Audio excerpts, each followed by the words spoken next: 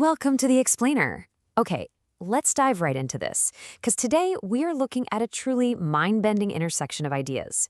We're exploring the absolute cutting edge of modern bionics and robotics, and we're placing it side by side with ancient mythology.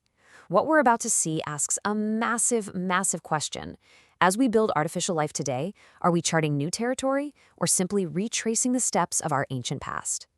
Here is our roadmap for today.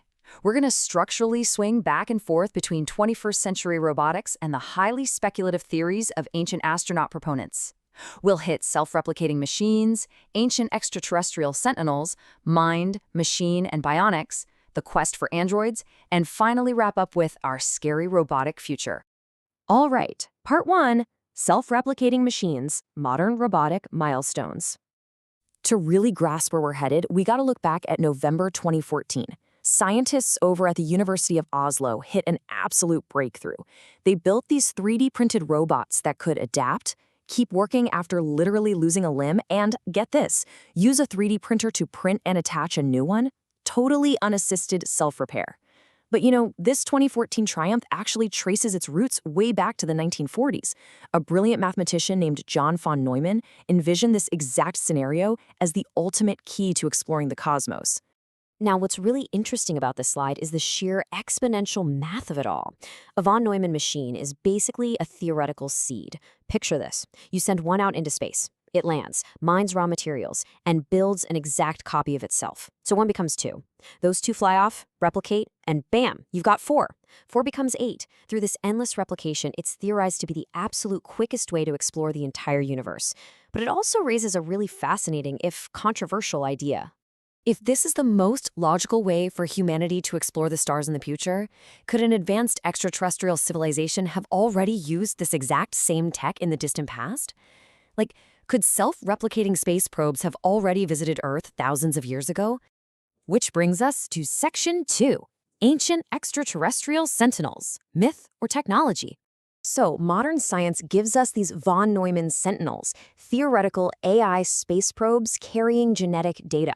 But if we look at ancient Egyptian traditions, we find these stories of formless light beings. And they supposedly emerged from what was called the Island of the Egg to manifest genetic forms and kickstart civilization. Now, proponents of the ancient-astronaut theory, they suggest these aren't just fantasy stories. They think these are historical accounts of ancient humans actually witnessing self-replicating robotic probes arriving on Earth. We aren't endorsing this theory, of course, but man, it is absolutely fascinating to see how ancient myths perfectly mirror our most cutting-edge theoretical science. Let's move on and see how this builds in Section 3, Mind, Machine, and Bionics, Blurring the Lines. Just look at this progression. Back in 2002, the U.S. military's DARPA started heavily investing in brain-machine interfaces. We're talking implanted electrodes letting humans control gadgets with literally just their thoughts.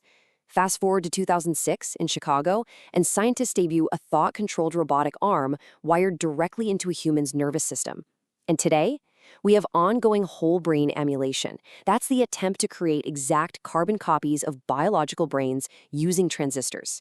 So the crucial point here is that the hard line separating biological humans from metal and robotics, it is blurring incredibly fast.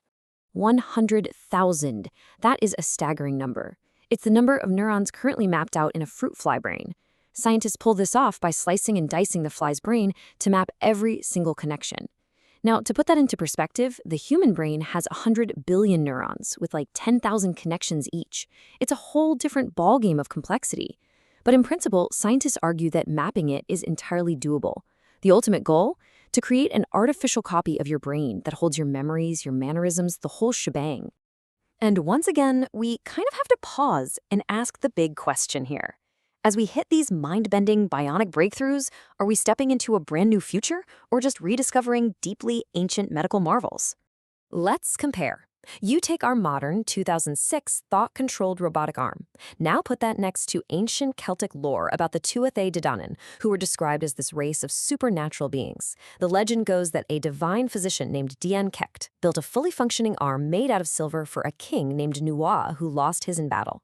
And this brilliantly illustrates the ancient astronaut perspective. They argue that legends like Diancact aren't just magical fairy tales, but actual surviving accounts of extraterrestrials using highly advanced medical prosthetics thousands of years ago. Okay, Section 4, the quest for androids, artificial humans.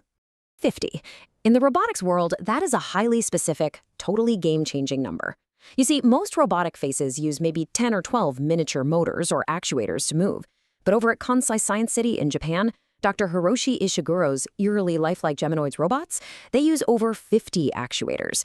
This lets the robot seamlessly mimic spontaneous human expressions, right down to perfectly replicating the subtle, tiny movements our faces make when we're just resting.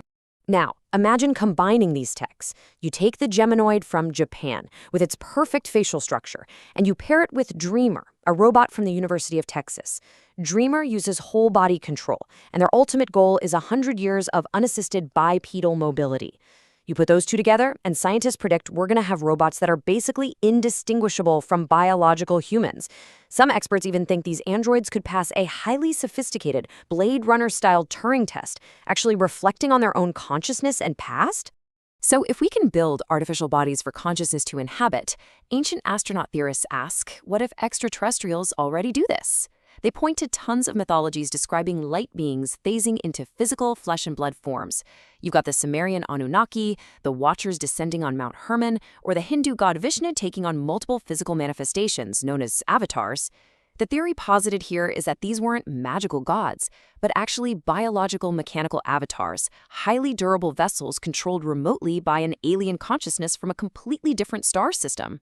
Whether we're catching up to ancient aliens or simply charting a totally unprecedented path, a very real, very pressing question remains. What on earth happens when the artificial creations we're building today become indistinguishable from us, or even vastly superior? Which brings us to our final section, Section 5, our scary robotic future, machines taking over. Back in March of 2015, Apple co-founder Steve Wozniak delivered this incredibly stark warning. He said, computers are going to take over from humans. The future is scary. You know, when the actual architects of our modern tech era start issuing warnings like that, it definitely demands our attention. And Wozniak is definitely not alone here. This exact same prediction that machines may soon surpass and ultimately replace us has been echoed by some of the most brilliant minds of our generation. We're talking the late theoretical physicist Stephen Hawking and tech entrepreneur Elon Musk. The fear is rooted in this simple, terrifying logic. Computers are getting exponentially faster. Ultimately, we're going to design machines that themselves design even better machines, entirely removing humans from the loop. Which leaves us with this final thought to take away from today's explainer. As we build neural networks, self-replicating probes, and bionic limbs that completely blur the line between man and machine, we are standing on the precipice of a brand new world. But when you look at the striking parallels between our most advanced science and our most ancient myths, you really have to wonder, as our machines get smarter, are we blindly designing a terrifying new future, or merely rediscovering a cyclical, awe-inspiring past? Think about that until next time.